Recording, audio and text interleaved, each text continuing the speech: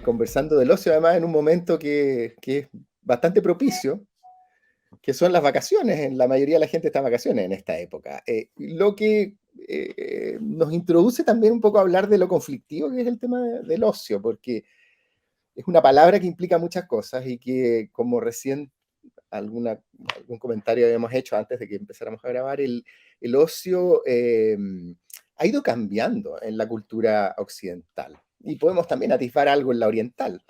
Eh, Desde la cultura clásica en adelante, el ocio, que es una palabra que vamos a tratar de desglosar porque significa muchas cosas diferentes, eh, se ha ido valorando de diferentes formas. Si uno va a lo más básico, si buscamos dentro de el origen más importante, cómo se forja nuestra cultura, que son los griegos, el ocio tiene una acepción diferente a como la definían los latinos, los romanos, donde se produce el primer cambio, para mi gusto, cuando uno estudia lo que significa el ocio. El ocio, la palabra ocio viene de una palabra latina, no griega, que es otium, y es lo contrario a nec otium, a negocio. El ocio sería todo aquello que no es negocio, y eso ya es muy interesante porque Sí. nos permite ahondar en el tema.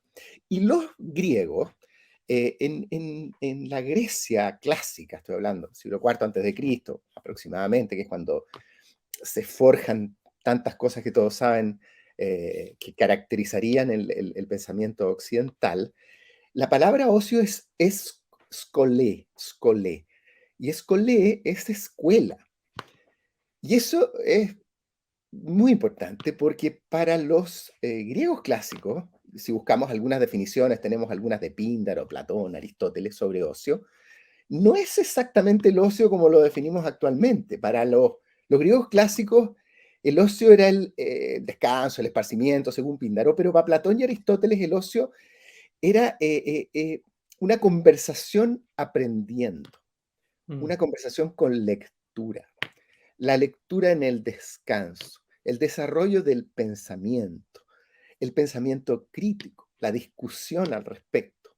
Todo eso en el contexto de la escuela de la época, si pensamos en las escuelas de la época, la más clásica, el jardín de Epicuro, el Sí. liceo aristotélico, la academia platónica, eran lugares donde la gente iba voluntariamente a encontrarse. Habían alumnos y profesores, entre comillas, aunque era un poco diferente, pero existía eso, normalmente en contacto con la naturaleza, Mm.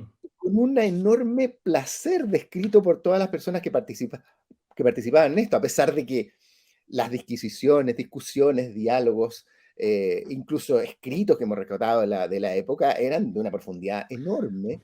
Y sin embargo, para ellos eso era el ocio.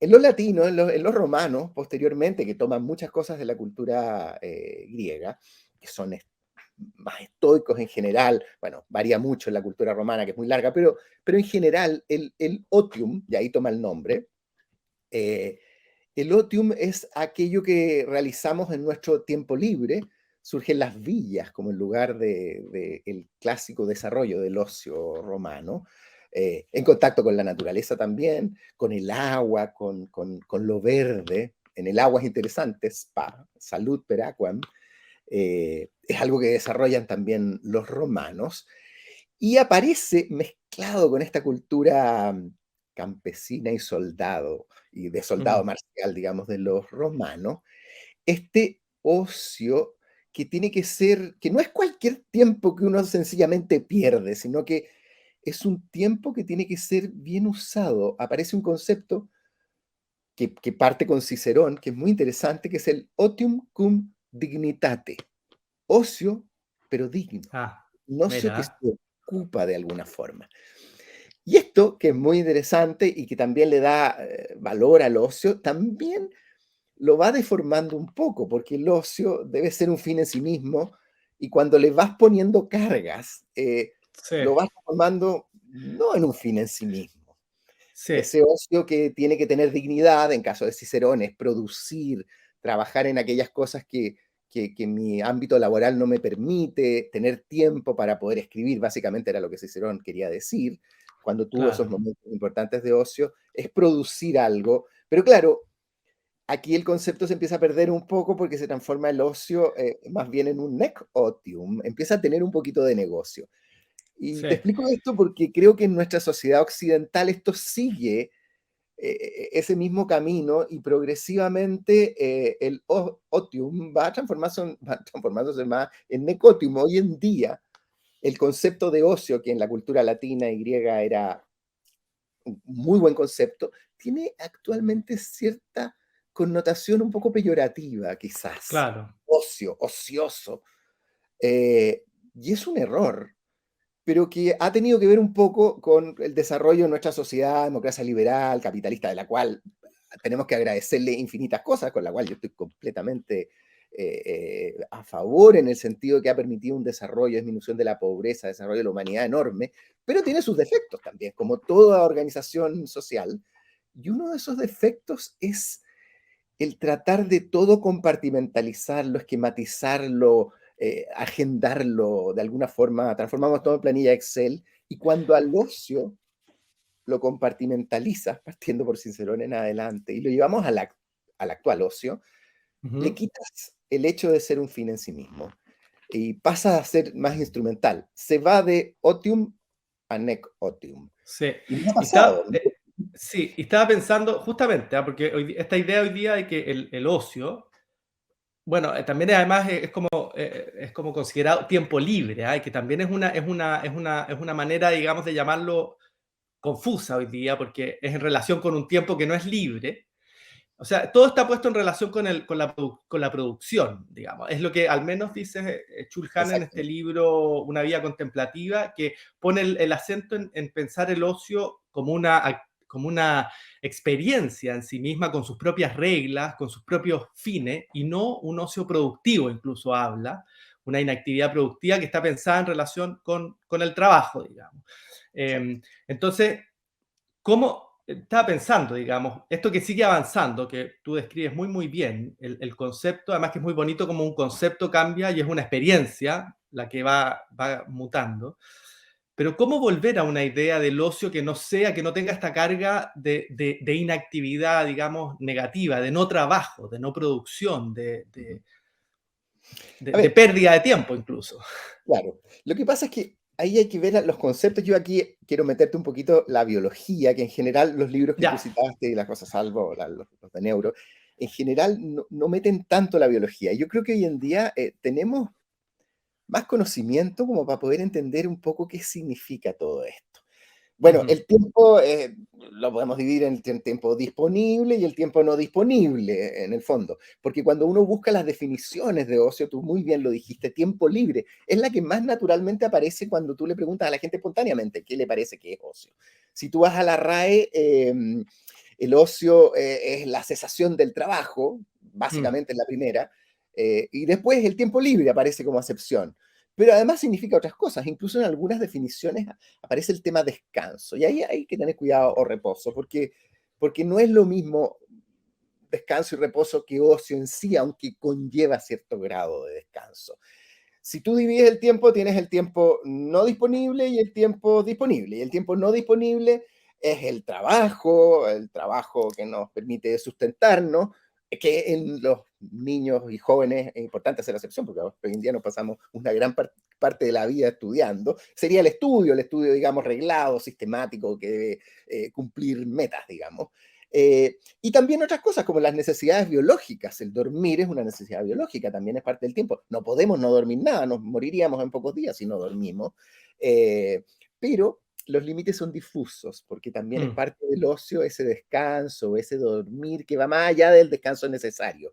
¿Ah? Todos nos pongamos una Claro, siestecita en el verano alguna vez, y que pasa a ser distinto al descanso propio. Pero bueno, el tiempo no disponible es el tiempo del trabajo, del estudio, directamente tal, más las necesidades biológicas, tenemos que comer, tenemos que dormir, tenemos que asearnos, tenemos que respirar, tenemos que hacer un montón de cosas que están en parte en tiempo no disponible y además las obligaciones familiares o sociales obligadas, digamos, que tenemos que cumplir. Y luego está el tiempo disponible y dentro del tiempo disponible tenemos las ocupaciones autoimpuestas, por ejemplo, formativas, estudios, las actividades religiosas, sociales, políticas incluso, y después nos va quedando un espacio bien chiquitito para el tiempo libre, libre, ese tiempo que es el tiempo completamente desocupado, el ocio como tal. Y lo que ha hecho nuestra sociedad occidental es que ha agrandado todos los espacios que les acabo de escribir y cada Claro. vez se achica más el del ocio. E incluso, si uno revisa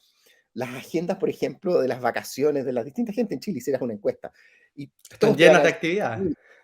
claro, de 8 a 10 voy a trotar, de 10 a 11 voy a ir a hacer pilates, después de 11 a 12 voy a ir al supermercado a comprar tales cosas, después voy a hacer no sé qué, y en la noche me voy a juntar con todas esas personas con las que no me he juntado en el año, entonces voy a hacer...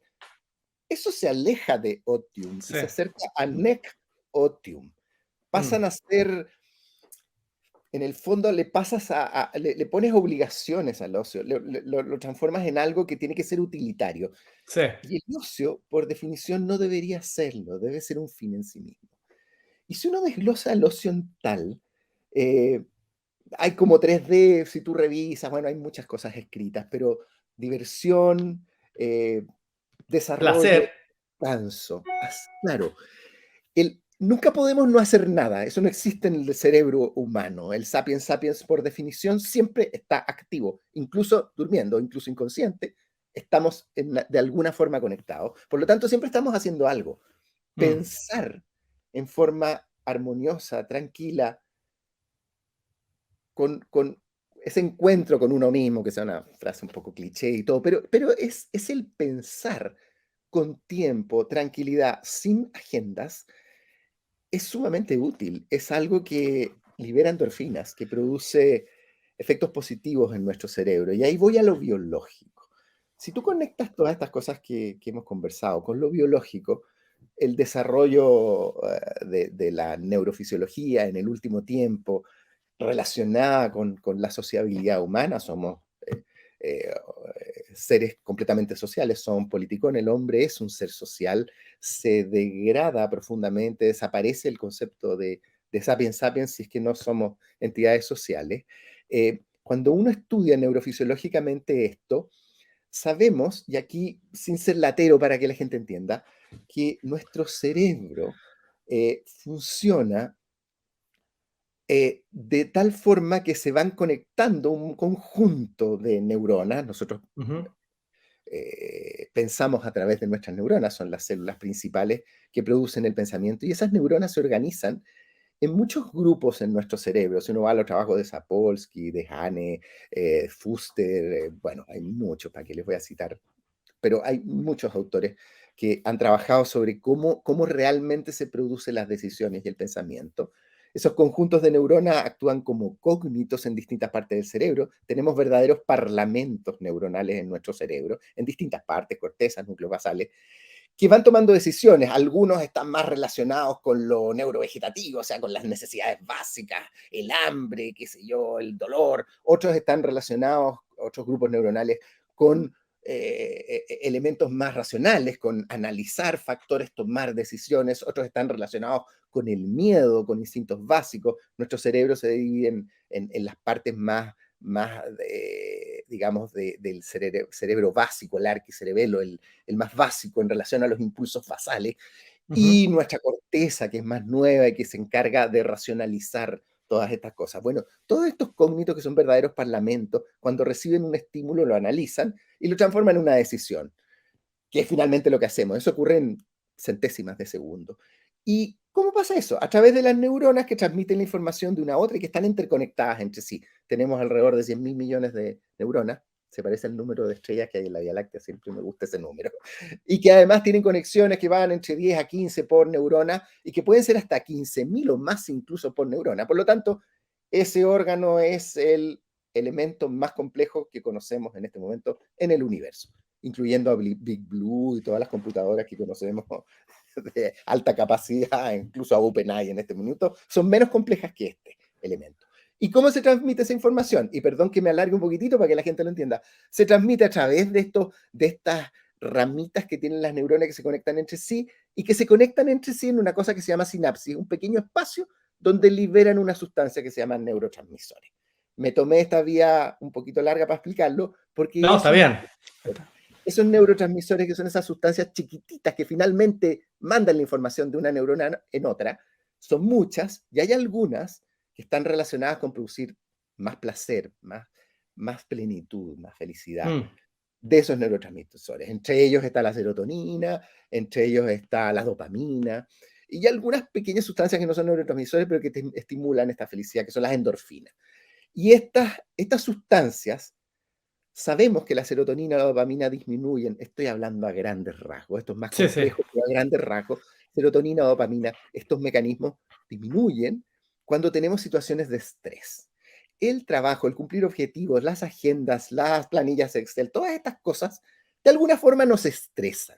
Y el Mm, estrés sostenido va provocando bajas en estas neurotransmisores progresivamente, que tienen un montón de efectos paralelos que no les voy a explicar ahora, pero que van provocando finalmente una situación en que entramos más a la anedonia, a no sentir placer, a que ese estrés prolongado provoque un montón de efectos.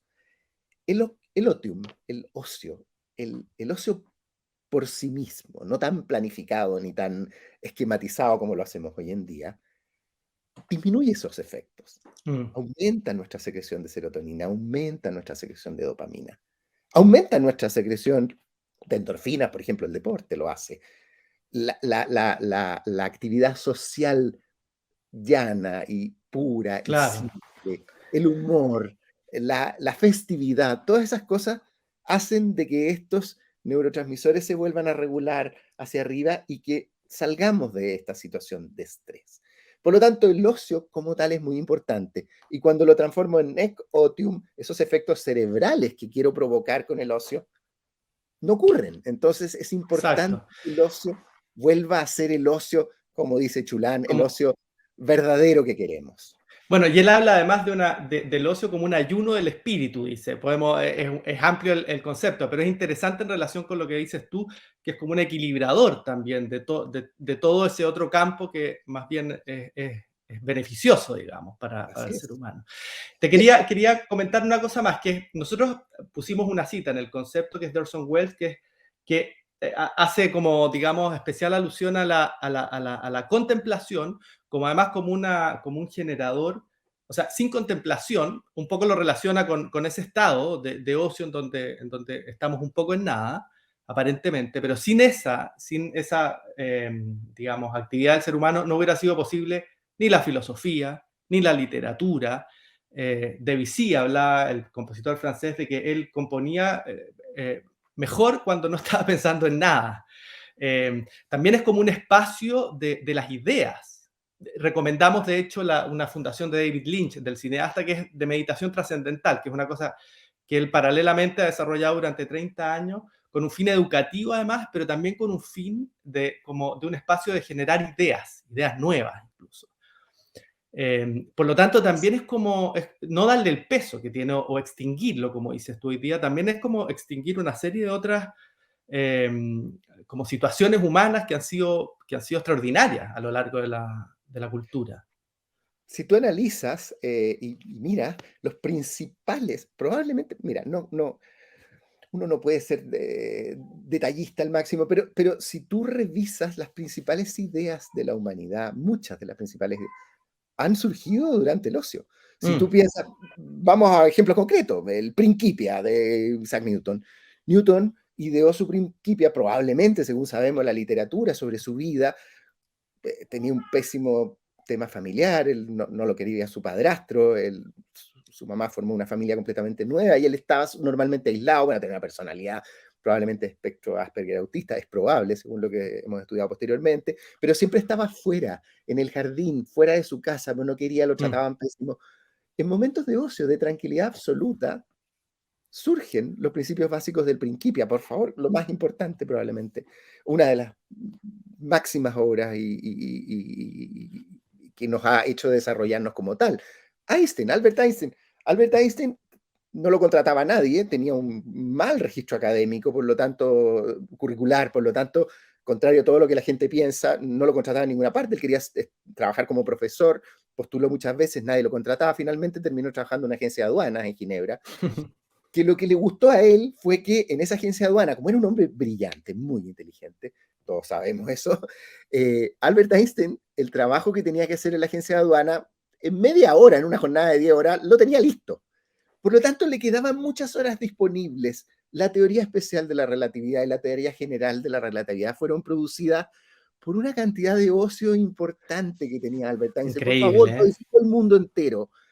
Si tú vas a Darwin, Charles Darwin, Darwin es lo mismo. Ahí tienes la naturaleza entre medio, pero Charles Darwin, meditando tranquilo, en espacios de plena calma, en contacto con la naturaleza, sentado con sus apuntes, mirando, observando, en momentos de ocio pleno, desarrolló la teoría de la evolución. El origen de las especies nace así. Por favor, te acabo de dar 3 ejemplos de O probablemente sea, lo que fundamentales, forjó el digamos. mundo como lo conocemos. Por lo Sí, tanto, a eso hay que darle una enorme importancia. Si lo quitamos, eliminamos la creatividad. Y ahí metamos otro concepto, que es el homo ludens, el hombre que juega. Y ahí mm, quiero meter ese pequeño concepto porque dentro del ocio está el juego. Cuidado, que el juego cuando lo llevamos a la profesionalización, al deporte extremo y todo, pasa a ser nec otium, no es otium. sí, Estoy hablando del juego puro, el juego ludens, ese homo ludens, ese hombre que juega con la imaginación, que es lo más importante. De ahí recordar los juguetes cuando éramos pequeños, chiquititos. sí, Los mejores juguetes eran aquellos más básicos. Mientras más desarrollas el juguete y lo acercas a la realidad y es más caro y más sofisticado, menos emoción tiene. El juguete más emotivo es aquel que no era nada, un palito chico que lo transformas en un trencito y todo, y tu imaginación crea el juego completo. El juego de mamíferos, el juego investigativo, el juego imaginativo, el juego creativo, es fundamental en el ser humano. Y ese juego ha ido cambiando, vamos a hablar 2 minutos de eso. Y en el adulto, ese juego, esa imaginación, esa creatividad, y ahí voy a Aristóteles y a Platón, el leer tranquilamente, ¿qué desarrollo más grande de la imaginación en el ocio puede existir que la lectura? Y lo quiero poner como ejemplo porque es muy importante, hay que rescatarlo en los días actuales. Cuando tú lees, lo que haces es que observas unos pigmentos de grafito habitualmente en una celulosa machacada, o sea, no es nada. claro, Y sin sí, embargo, es todo. eso, todo, esa gráfica que la llevas a una simbología, la traduces en tu cerebro, o sea, de un papel machacado con pigmentos de grafito, creas una verdadera película en 4D de la mejor calidad. O sea, Scorsese, Spielberg se quedan chicos al Mm, lado de las obras increíbles que fabricas en tu cabeza cuando lees un libro. Todos podemos acordarnos o pensar que cuando uno ha leído un libro de una película y después vas a ver la película, normalmente la película te queda corta, te sí, parece menos que el libro, sí, porque tu cerebro es Scorsese elevada a la 10ª potencia. Bueno, esa imaginación, esa creatividad, que los niños chicos son los juguetes y que los adultos puede ser un libro o incluso una conversación, una sociabilización con alguien, una idea que de alguna manera se va puliendo, hace explotar la imaginación y el sí, mundo avanza. Y es lo que es por esos momentos. Hay que sí, rescatar ese osium. Tulan lo hace, pero hay que rescatarlo en forma importante y sí, quitarle totalmente. tanta agenda al ocio, transformarlo en creatividad pura. Hay un filósofo americano que a mí me gusta mucho, que es Jonathan Haidt, Ujú, con Lukács hicieron eh, publicaron hace poco un libro muy interesante que es que si estamos mal educando a la juventud, y ahí quiero decirlo porque esto influye en lo que nos pasa. Yo creo que una de las principales amenazas para la democracia liberal hoy en día es la no capacidad de frustración de nuestras nuevas generaciones, porque les quitamos el juego de mamífero, ese juego imaginativo, que de alguna forma es aleatorio, por lo tanto riesgoso.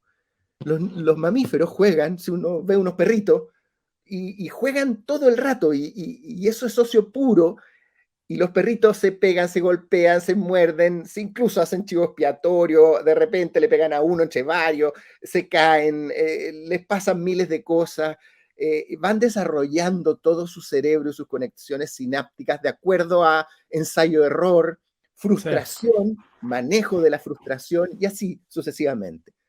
A nuestros jóvenes les estamos quitando el juego de mamíferos aleatorios.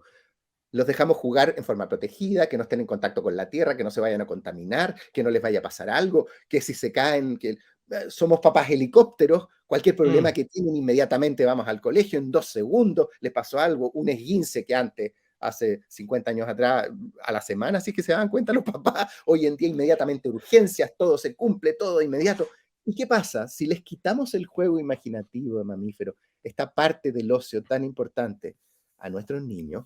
Cuando son adultos, la frustración no se puede manejar y surge la cancelación. La mm. cancelación es producto de haber quitado el juego Qué de mamíferos increíble, ¿ah? Qué y no haber interesante. dejado un ocio Sí, correcto. sí. Y una experiencia, es Sí, como que les estuviéramos sacando la sí, experiencia. sí. Oye, y ese ocio tiene también contacto con la naturaleza, y ahí otro Sí, punto. El ocio tiene mucha relación con la naturaleza. Si vamos a la escolae griega que recién hablamos, era en la naturaleza, en el jardín, contacto con la naturaleza. Hoy en día, el calentamiento global es un temazo y lo relaciono con ocio. ¿Por qué?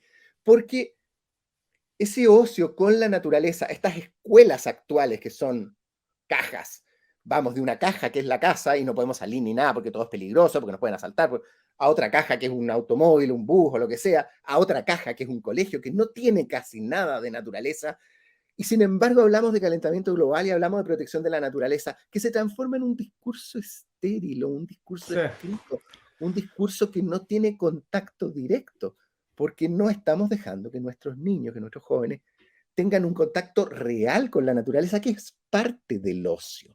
sí. Oye, La Patricio, nos defensa del queda. calentamiento global va a ser de papel si no lo llevamos a que realmente ese contacto en ese ocio sea siempre. Sí, totalmente. Nos queda un minuto. Bueno, interesantísima la conversación. Estaba pensando, de hecho, en una imagen, que es que para que haya música tiene que haber silencio. Para que hayan ideas, para que haya creación, para que haya desarrollo, para que haya todo lo que hay, tiene que haber, parece ser, ese ocio como un espacio de silencio en donde surgen las cosas. De lo contrario, es una máquina, digamos, una máquina que no para. Así es fundamental. Es fundamental que el ocio implique ese reposo tranquilo. Durante el año, en que no tenemos muchas oportunidades de ocio, todos se acordarán de repente de la ducha, de repente uno en la ducha Sí, que está tranquilo, solo consigo mismo, con el agüita corriendo, acuérdate, Salud per Aquam, el spa, que es parte del ocio romano. Nos hace pensar a veces, incluso definir nuestro día o crear de alguna forma. Bueno, sí, esos espacios de ocio son sumamente interesantes y necesarios. Probablemente si estimulase nuestra sociedad occidental utilitaria, tan reglada en que todo debe ser útil o tiene que ser nec otium, negocio, mm, si lo llevásemos a que el mejor necotium, el mejor negocio de todos, es dejarnos pensar libremente, desarrollar al máximo esa imaginación, tanto en la conversación como en la lectura, con el contacto con la naturaleza, nuestros problemas serían infinitamente mejores. Así que no puedo estar más de acuerdo con Chulán en su concepción, y no solo Chulán, él ha sido más popular en el último tiempo, sí, pero hay una enorme, enorme cantidad de tinta escrita y que corre sobre este tema, porque, como te digo, nuestra sociedad occidental tiene muchas cosas muy buenas, pero en esto creo yo que falta darle la vuelta. Colegios con más totalmente. verde, oportunidades de ocio. Siempre nos fijamos en la educación finlandesa, ¿ah? Y te has Sí, fijado que es como lo mejor del mundo y todo. Bueno, si tú te fijas, las horas lectivas que tienen los fineses son mucho menos que las nuestras, mucho menos claro. que las nuestras, y tiene una calidad de desarrollo de su educación infinitamente más grande.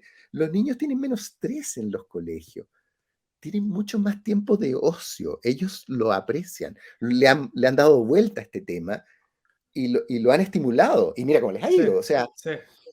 parece ser que Yo, está bastante claro que hay que sí, estimularlo. yo tengo la impresión de que la pandemia, si algo, bueno, me imagino varias cosas malas, pero buenas también tiene que haber producido. Una de las buenas es haber tensionado la manera en que estábamos viviendo y dio la posibilidad para que mucha gente se fuera a vivir al campo y empezara una vida decididamente bajo otras condiciones. Yo creo que ese Eso es una cosa que no hemos discutido suficiente en relación con la pandemia, pero que abrió una llave muy, muy, muy, muy atractiva en el sentido de como de parar y poner... Totalmente de acuerdo en- contigo. El en- concepto de villa romana volvió, que era el sí, concepto de ocio. Sí, sí, estoy totalmente de acuerdo contigo. Yo creo que eso es una de las cosas positivas que tuvo. Y ojalá se mantenga y no la estemos sí, presionando de vuelta, porque siento yo que están que hay una volviendo presión de vuelta. presiones a que eso cambie, ¿ah? Y Sí, creo que sería un error. Yo creo que eso ha sido muy bueno, sí. muy bueno. Muchísimas gracias, Patricio. Te pasaste. Buenísima la conversación. No, gracias a usted, muchas gracias.